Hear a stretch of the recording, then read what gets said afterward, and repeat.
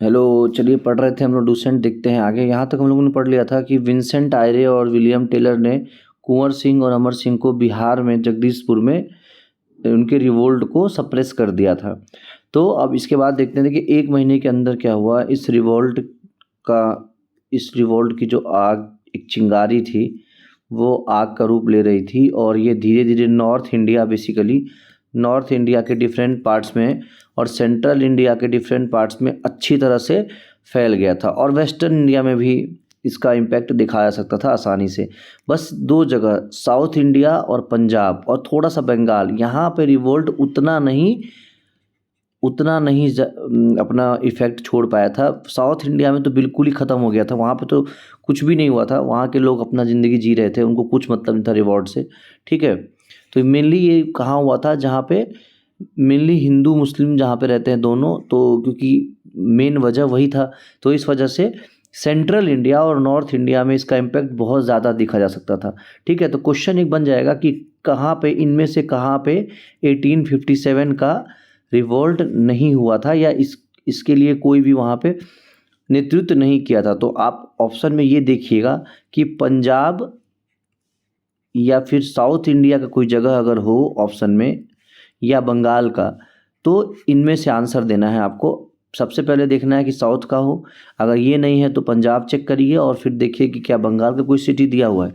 बाकी city answer हो जाएगा, क्योंकि इन जगहों पे मेनली सेंट्रल और नॉर्थ इंडिया में लगभग सारे जगहों पे नेतृत्व करने वाले थे। चलिए आगे बढ़ जाते हैं, आगे देखते हैं और क्या चीज़ें हैं। देखिए यहाँ पे रिवोल्ट ऑफ 1857 जो है वो इम्पोर्टेंट लैंडमार्क था, ये तो हम लोग देख चुके हैं। अब देखिए इसमें हुआ क्या था। बहादुर शाह जफर को रंगून भेज दिया गया। ठीक है, बेगम हजरत महल, खान बहादुर खान नेपाल भाग गए। तात्या तोपे, जिसका नाम रामचंद्र पांडुरंग था, वो उनको पकड़ लिया गया। 15 अप्रैल 1859 को उनको फांसी दे दी गई। ठीक है, तो ये सारी चीज़ें हुई थी। इसके बाद अब क्या हुआ था, रानी लक्ष्मीबाई भी जो है लड़ते लड़ते शहीद हो गई थी। सबसे ज़्यादा जो ब्रेवरी इन्होंने दिखाया था, जो अपोजिशन का उस समय रोज़, क्या नाम है, ह्यू रोज़, इसने भी झांसी की रानी लक्ष्मीबाई की बहुत तारीफ़ की थी कि इन्होंने बहुत बहादुरी से लड़ाई किया। ठीक है, और बाकी जो इम्पोर्टेंट लीडर्स थे जैसे खान बहादुर खान बरेली से, मौलवी अहमदुल्लाह, एक्चुअली ये जो अहमदुल्ला थे, इससे 50,000 रुपये का इनाम ब्रिटिशर्स ने रखा था। तो ये भी क्वेश्चन एक बार पीसीएस में आ चुका है कि किस पे 50,000 रुपये का इनाम ब्रिटिशर्स ने रखा था। तो ये थे अहमदुल्ला, ये साउथ इंडिया से आए थे और नॉर्थ इंडिया में आके फैज़ाबाद से इन्होंने नेतृत्व किया था। अजीमुल्ला खान फतेहपुर से आए थे। देवी सिंह जो है मथुरा में लड़ाई स्टार्ट किए थे और कदम सिंह मेरठ में। ऐसे ही बहुत सारे लोग थे और बहुत सारी जगहों पे इन लोगों ने 1857 का नेतृत्व किया था।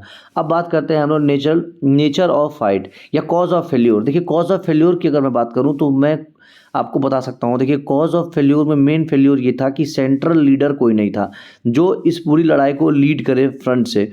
ठीक है, जैसे बाद में गांधी जी हुए थे, तो इस तरह का कोई लीडर नहीं था। दूसरा कि अंग्रेज़ों का साथ ही कुछ लोगों ने दे दिया था, जैसे कि सिंधिया, होलकर, निजाम, ये लोग लड़ाई में पार्टिसिपेट ही नहीं किए, उल्टा जो है विदेशी ताकत की मदद कर रहे थे, उनका साथ दे रहे थे। तो कंप्लीट नेशनलिज्म की कमी थी। ठीक है, बाकी कोऑर्डिनेशन नहीं था, लैक ऑफ कोऑर्डिनेशन। सिपाही, पीजेंट और जमींदार के बीच में आपस में कोऑर्डिनेशन नहीं था, क्योंकि इंडिया में हर तरह के लोग थे और पढ़े लिखे लोग तो इसमें लड़ाई में एंटर ही नहीं किए। जो एक ऊंची सोसाइटी है, सोसाइटी के जो पढ़े लिखे और समझदार लोग जो थे वो इस लड़ाई में पार्ट ही नहीं लिए। उनको लगा कि नहीं, ब्रिटिशर सही है, ये सब बेमतलब का लड़ाई चल रहा है। तो ये सारे वजह से ये लड़ाई ज़्यादा दिन तक नहीं चल पाई और मात्र 6 से 7 महीने में, मैक्सिमम 1 साल के अंदर अंग्रेज़ों ने इस लड़ाई को दबा दिया, ख़त्म कर दिया। ठीक है, अब देखते हैं सिग्निफिकेंस क्या था। सिग्निफिकेंस ये था कि भले ही ये लड़ाई ज़्यादा दिन तक नहीं चली हो, लेकिन एक बिगुल बज चुका था अंग्रेज़ों के खिलाफ। ठीक है, एक शुरुआत हो चुकी थी। अब बस इस शुरुआत में, इस आग में घी डालने की ज़रूरत थी और फिर धीरे धीरे चीज़ें बदली। 1857 की क्रांति के बाद 1900 जाते जाते जो है 1885 में जब नेशनल कांग्रेस का स्थापना हुआ, उसके बाद चीज़ें बहुत हद तक चेंज हो गई और फिर जो है एक नेशनलिज्म की भावना कूट कूट के लोगों के अंदर आ गई और फिर लड़ाई जो स्टार्ट हुई तो 1947 में अंग्रेज़ों को भगा के ही ख़त्म हुआ। इसमें देखिए नेचर ऑफ रिवॉल्ट में क्या दिया है लूसेंट में कि there are two main views about the nature of revolt 1857। दो मेन व्यू क्या था, एक तो ये था कि ये एक सिपाही म्यूटिनी था, ये एक लड़ाई नहीं था, ये एक सिपाही म्यूटिनी था, सिपाहियों का विद्रोह था। सैयद अहमद खान, मुंशी जीवन लाल और दुर्गादास बंदोपाध्याय, ये जितने हिस्टोरियन थे, इन्होंने इस चीज़ को कहा कि ये सिपाही म्यूटिनी था।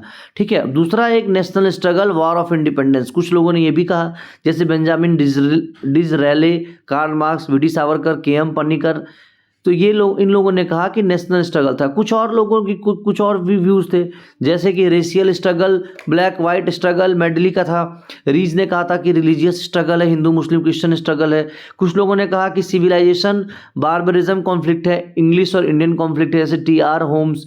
हिंदू मुस्लिम कॉन्स्पिरेसी भी कुछ लोगों ने कहा, आउटराम और टेलर। तो क्वेश्चन ये बन के आ जाएगा आपके सामने कि हिंदू मुस्लिम कॉन्स्पिरेसी 1857 की क्रांति जो हुई थी या रिवोल्ट जो हुआ था, उसको हिंदू मुस्लिम कॉन्स्पिरेसी किसने कहा था? तो आंसर क्या होगा? आउटराम और टेलर। आउटराम और टेलर, ऑप्शन देखिए, टिक मारिए, आगे बढ़िए। ठीक है, अब कुछ इंपॉर्टेंट बुक्स देख लेते हैं। इंपॉर्टेंट बुक्स की अगर मैं बात करूं तो first Indian war of independence, ये किताब किसने लिखा था? 1859 में इसने लिखा था, कार्ल मार्क्स ने। ठीक है, इसके बाद कॉज ऑफ इंडियन रिवोल्ट, ये भी किसने लिखा था? सैयद अहमद खान ने 1873 में। 1909 ये किताब इंपॉर्टेंट हो जाता है, V D Savarkar, Indian war of independence. 1909 में किसने लिखा था? वी डी सावरकर ने। इसके बाद सिपाही म्यूटिनी एंड रिबेलियन ऑफ 1857, ये किसने लिखा था? आर.सी. मजूमदार ने। Civil rebellion in Indian mutiny, ये एस.बी. चौधरी 1957 में इसने लिखा था। और रिबेलियन 1857, सिंपोजियम, ये पी.सी. जोशी ने लिखा था 1857। ये किताब भी 1957 में लिखा था एस.एन. सेन ने। तो ऐसे बहुत सारी किताबें लिखी गई थी। अब बात करते हैं कि कुछ बातें जो हुई थी, वो बातें क्या हुई थी, कुछ स्टेटमेंट्स जो जारी हुए थे वो क्या थे। ठीक है, उसको भी देखते हैं।